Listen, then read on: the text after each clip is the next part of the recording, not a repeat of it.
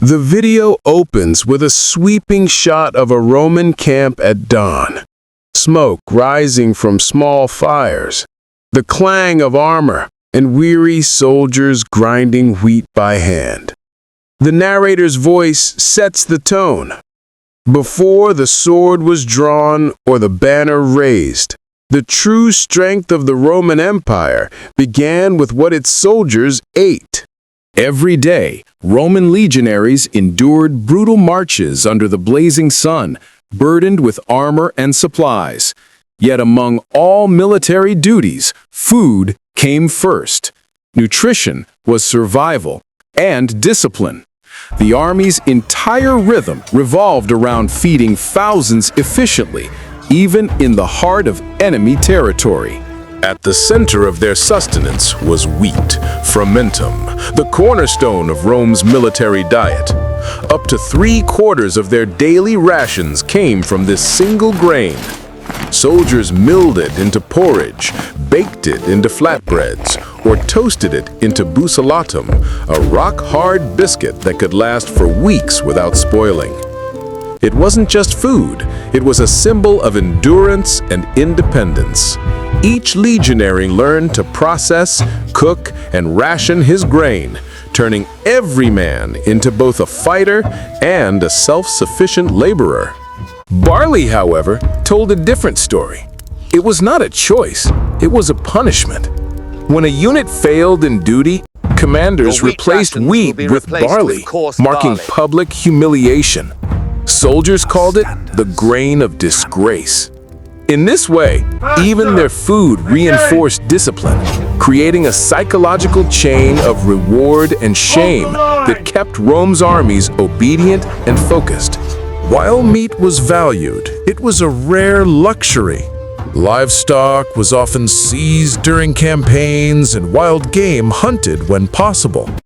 Pigs were the army's favorite, adaptable, fat-rich, and easy to preserve through salting or drying. Yet beyond sustenance, meat carried spiritual significance.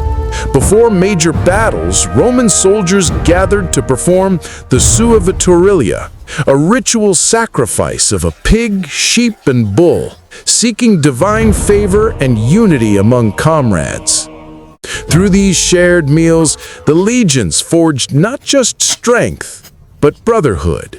Legumes, like lentils, beans, and peas, filled the protein gap. Easy to store and cook, they offered lasting energy and digestive relief. Vegetables, leeks, onions, garlic, cabbage were cultivated near temporary forts. They weren't just fillers, they prevented scurvy, infection, and stomach ailments that could cripple an army faster than swords. Cheese, too, was a quiet hero. Soldiers often made it themselves using goat or sheep milk, creating a compact source of protein and fat that could be eaten on the move. Dried fruits, figs, dates, and raisins acted as morale boosters, little reminders of comfort in an unforgiving world. Hydration was as strategic as nourishment. Water was essential, but often unsafe. To counter this, the Romans drank posca, a diluted vinegar mix that killed bacteria and refreshed the weary. It was cheap, portable, and curiously effective, the ancient version of an electrolyte drink. Commanders understood that an army's thirst could destroy it faster than the enemy's sword, and posca became an unsung tool of survival. Two other essentials, salt and olive oil, completed the foundation of Roman logistics. Salt was both a preservative and a paycheck. The term salary itself likely comes from salarium, a salt allowance. Olive oil served as food, fuel, skincare, and even medicine. A single amphora of oil could light lamps, heal wounds, and cook grain, a testament to Roman ingenuity in resource use. Behind the scenes, a massive logistical network kept all this flowing. Mule trains, carts, and river fleets delivered grain, oil, and salt across continents. Specialized officers, the Annona administrators, managed rations with precision. Each soldier's portion was weighed, measured, and accounted for, because hunger meant defeat. The system was so efficient that it could sustain legions across deserts, mountains, and hostile frontiers for years. Beyond the physical, this food system shaped the Roman mindset. Eating became an act of discipline, a ritual of loyalty. Soldiers shared rations equally, reinforcing the sense that each man was a part of something greater. The simple act of grinding grain or breaking bread was, in essence, training in endurance and obedience, the traits that made Roman legions unstoppable.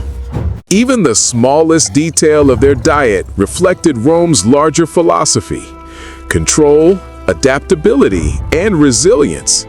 Every crumb of bread and drop of oil was a calculated choice designed to keep thousands alive and unified. Their diet was both weapon and wisdom, feeding not only the body, but the empire's ambition. The narrator closes with a reflection. The Roman Empire conquered the world not just with swords and strategy, but with the quiet power of a well-fed army.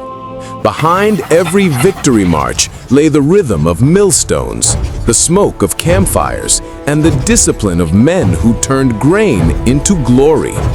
In the end, the Roman military diet was far more than a menu. It was a doctrine.